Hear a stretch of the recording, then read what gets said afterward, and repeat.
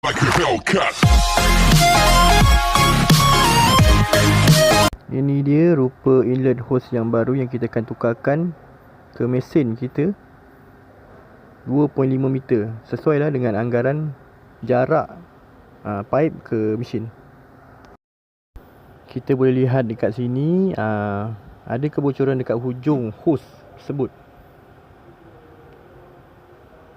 Bukan sikit ni, banyak ni. So saya buat sementara, saya letak gam dengan getah lah. Boleh lihat kat sini.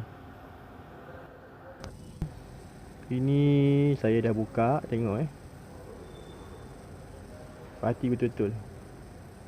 Ni kalau kita sepak bertahan pun dalam berapa minggu je ni.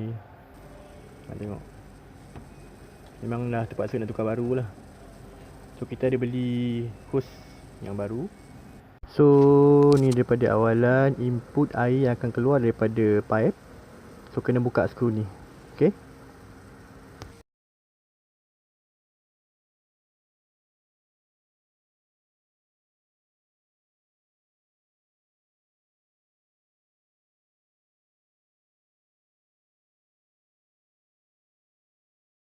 Inilah dia rupa sebenar inlet hose yang baru.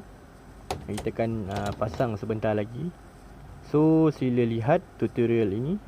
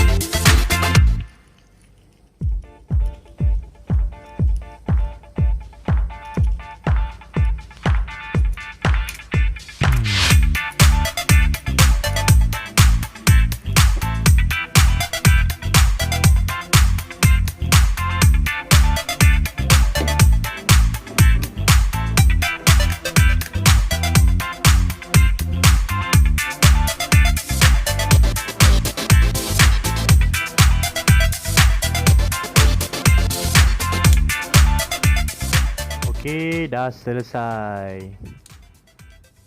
So boleh on kan.